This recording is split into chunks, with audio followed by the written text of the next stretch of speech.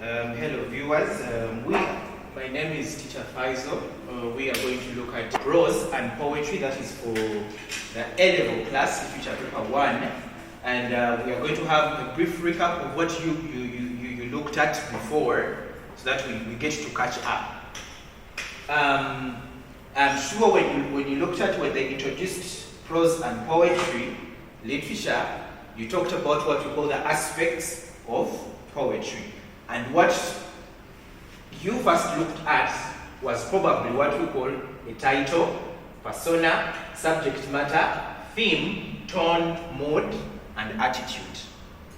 These are the most important things when it comes to this paper. If you fail to understand this bit of the aspects of poetry, it will be very hard for you to get a clear analysis of what you are going to do when it comes to this paper. When we look at the title of a poem, what do we mean? That is the brief introduction of what? Of the poem. Any poem that you come across, any poem that you look at, first the thing you're supposed to look at is what we call the title. Okay?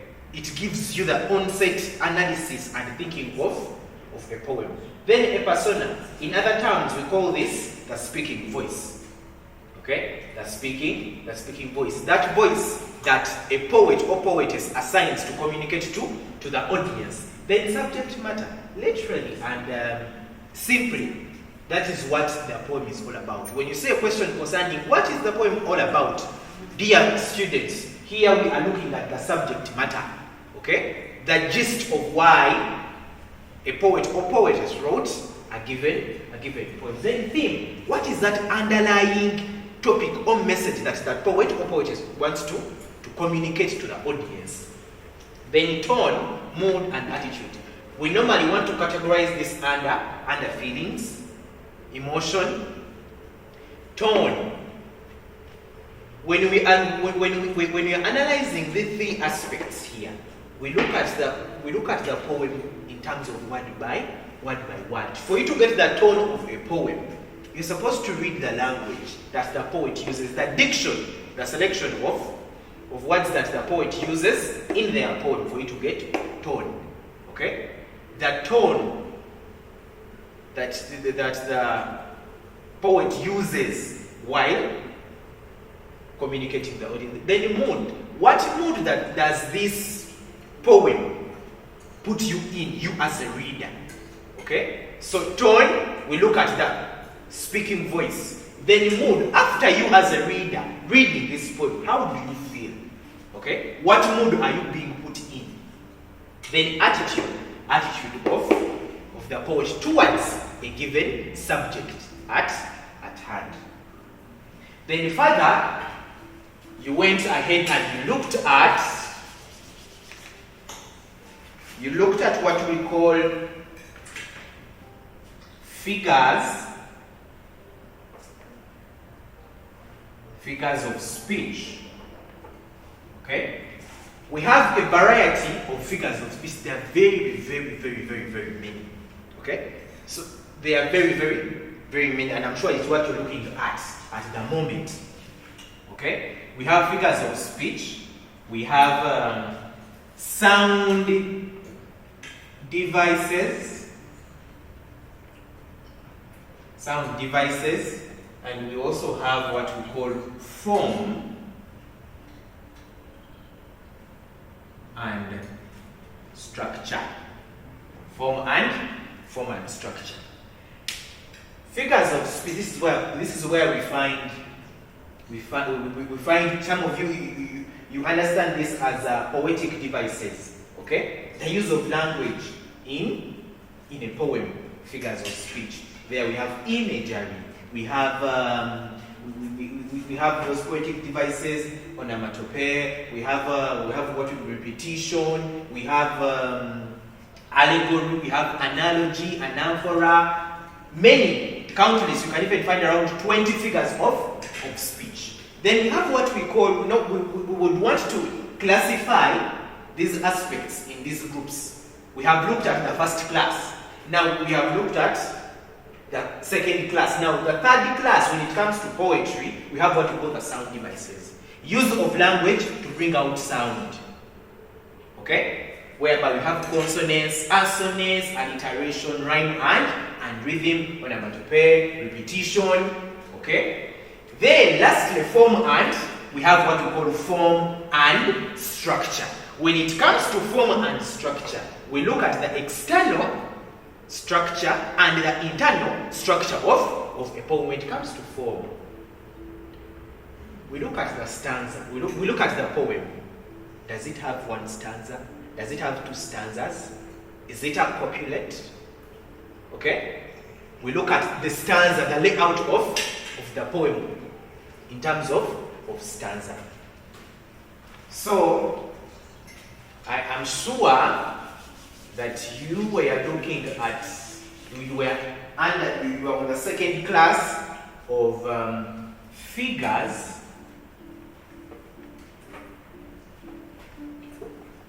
Figures of speech. Figures of speech. And today we are going to start with, when it comes to figures of speech, we are going to start with what we call rhetorical questions.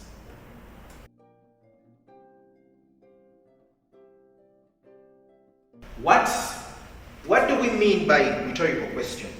A rhetoric question is an art of persuasion.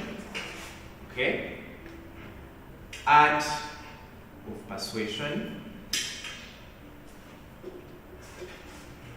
Art of persuasion. Art of speaking. Art of speaking. And pleasing. And pleasing. Now that is what we call, now these definitions here will go for what we call a rhetoric. Okay? So when you want to define a rhetoric, we say a rhetoric is an art of persuasion, art of speaking, or art of pleasing. Okay? So as a device, it is a style of expression in speech for the effect of appearing in communication. Okay? A rhetoric question, when you talk about a rhetoric question, simply understand that these are questions that someone poses and does not expect an answer from a person the question is being posed to or being said to. Okay? Someone can ask you a question, but it is not, in fact, you ought not to give a response, but you only ponder upon that posed question. Okay? You only think about it. Take the message in it. Okay? And basically understand it. So, such a question, the rhetorical question, does not require an answer. Okay? But simply ask yourself, within yourself, give the answer within your, think about the question that has been asked to you, and so someone can simply, I want to give you an example from a quote from a play by Shakespeare called Romeo and Juliet. In that play, we had two antagonistic families there. Simply a small background of the play. We had two antagonistic families there, whereby the family of the boy and the family of the girl did not were antagonistic, and both could not match up. There is a quote that Juliet made. There is a quote that Juliet made. She asked, "What is in a name that which we call a rose by any other name would smell as sweet?" I repeat, what is in a name that which we call a rose by any other name would smell as sweet? She was asking the meaning of, now when you read that statement, someone might simply want to ask themselves, if we wake up one morning and we give a rose another name, would it change the scent of the rose? Okay? Would it change the scent of a rose in case we wake up one morning and say we are going to give another name to a rose and take away the original name? Would it take away the beauty or the scent of the rose? Clearly no. Now when she asked, what is in a name that which we call a rose by any other name would smell as sweet? So in that statement, Juliet needs no answer, but is making a point that where there is love, titles and names do not matter at all. Okay? So she's asking, okay, yes, the Montagues and the Capulets don't see eye to eye, but it is just a name, and it is just a feud between our parents. So, if our names are Montague and Capulet, does it deny us a chance to fall in love or not? So, the question, in case now that question is posed to you, it does not require you to give an answer. Just think. So, the effect of a rhetoric question, remember when we have figures of speech, when they give you a figure of speech, each figure of speech in poetry has its effectiveness. Okay? It has its effectiveness. So when we talk about, we have said rhetoric questions, these are questions posed that do not require a direct answer. But they only trigger the mind of a reader to think about that rhetoric question and come up with an analysis. Okay? What is the effectiveness of rhetoric question? If found in a poem, a rhetoric question forces a reader to think hard towards the analysis of the poem.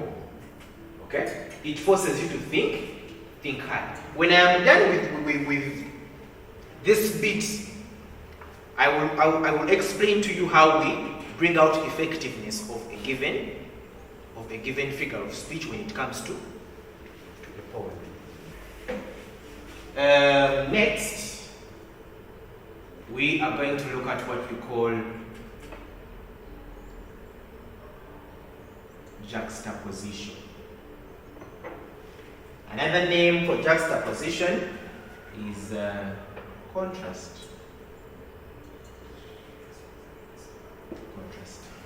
Juxtaposition. Placing two entities and giving a contrast.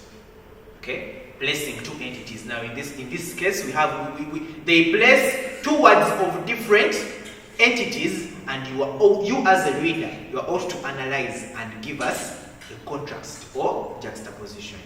Okay? The literal meaning of contrast, what we use in poetry, is juxtaposition. Okay? Juxtaposition. Let us take an example. Ask yourself,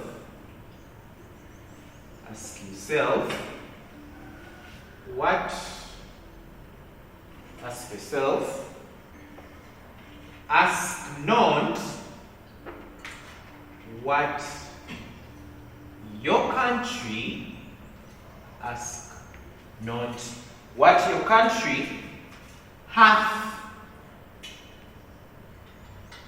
done for you, but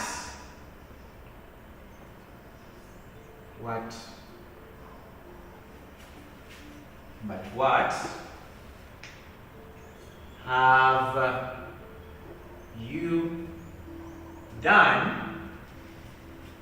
you done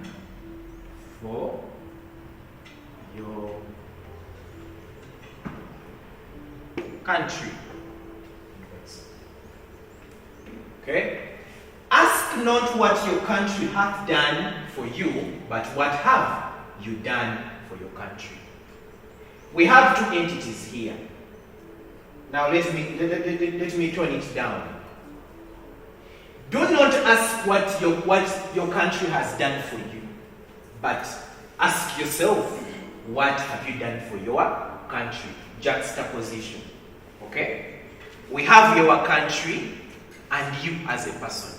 Instead of you asking, what has my country done for me? Start asking yourself, what has your country, what have you as an individual done for your country? Now we are creating a contrast between, before you now, let us say someone has been complaining, they have suffered in their country, and someone comes up and says, don't ask what your country has done for you, ask what have you done for your country. You start weighing what your country has done for you and what you have done for your country. Okay?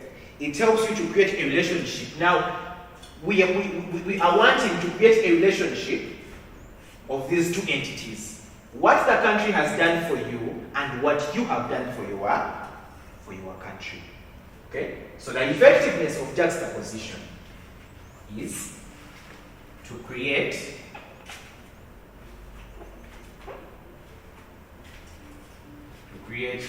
relationship of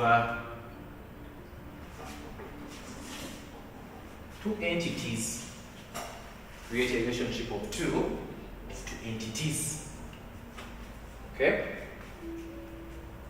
Juxtaposition, we have said it is contrast. Difference, okay? They can ask you what is the contrast between this and that. That is what we are looking for. So if found in a poem, what does it help you? It helps you to create a relationship between two entities. Okay? So let us look at the third one.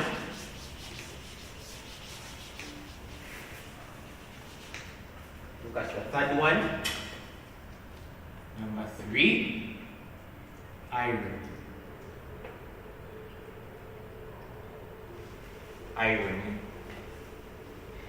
Irony is the contrast between what is said, what is done, okay? What is said, what is done, or seen to what is actually expected, okay? What is seen, what is done, and what is said. Okay? It is a contrast between what is seen, what is done, and what is said to what we actually expect. Okay? What do we mean by irony? When someone comes up and says something that you feel is not right to what you think, then you can simply say that is irony. We are going to go on explaining irony depending on their types. So we have what we call the types of irony. Types of irony. We have what we call verbal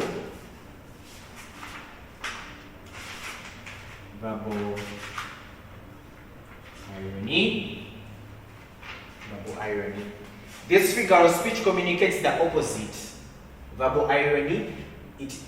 Remember we said it is a contrast. Anything concerning irony, sometimes it is not expected to be seen, sometimes not expected to be heard, sometimes not expected to be done by any person. So when someone does something out of, you can simply say, that person has done something that is ironic. Okay? Now when it comes to verbal irony, this is utterance.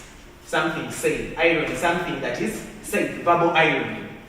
For example, someone wakes up in the morning, there is a huge storm outside, and someone comes out and says, wow, nice weather. Okay? Someone comes out and says, nice weather. Under what circumstances is this person saying nice weather? Someone comes out, it is raining heavily, there is a storm, there is a storm, and someone comes out and says, wow, nice weather. So people around that person would look at this person like, are you mad? Are you okay? Okay? So it is ironic. Under the circumstances where this person has said this, it is ironic. Okay? It is ironic. Then type 2, we have what we call situational irony. Okay? Situational irony. Here, something happens and it's totally different from what is expected. Situation. A situation, it can be an event. Okay? A situation irony. For example, situation can be some situation. Someone goes on Facebook. Okay? Situation irony. Someone goes on Facebook and posts and says, social media is a wastage of time. But this person who is posting that social media is a wastage of time has used social media to convey their message. So it is like when someone reads it, the person would say, it is ironic. Okay? It is ironic. Another example to bring, another more vivid example to bring out this. We are at a burial. People are crying. People are crying, and someone comes out and starts laughing. Okay? We are at a burial, people are crying, we are all sad, and someone comes out laughing, very happy. We expect someone at a burial to be very sad or to be crying, but how do you come out and you are laughing, you are so happy? Okay? It is ironic for someone to start laughing at a burial. It is ironic for someone to be happy at a burial. How? Okay? So, situation. Under what circumstances is this person being happy? Okay? Then lastly, dramatic. We have what we call dramatic irony. Okay? Here, the audience knows something different from what the poet knows. Or you can simply say, the poet says something different from what the audience knows. Okay? From what the audience knows. So, general effect of irony. Irony portrays a contrast between appearance and reality. Okay? So when it comes to irony, my dear students, we have appearance and reality. Okay? Something happening at that exact moment and reality. How we see things and the reality. How something is being done, how something is being said, how something is being seen, and the reality. Okay? You cannot go on Facebook and say social media is a wastage of time.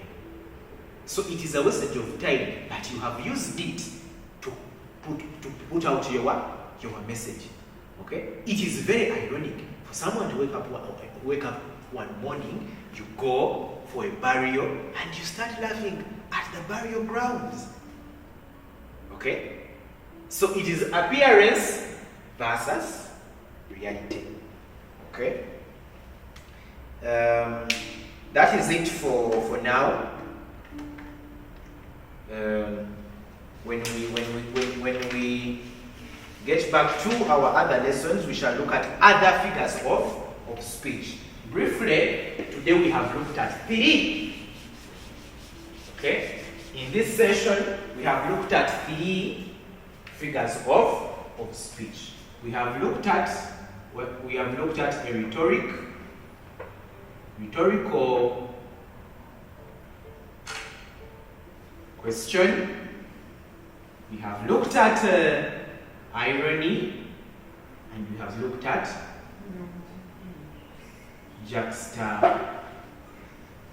juxtaposition. Okay? We have looked at juxtaposition.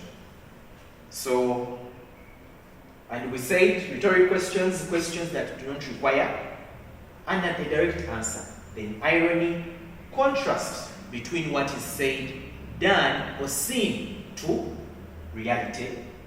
Then juxtaposition, simply contrast of two entities. Thank you very much and have a lovely day.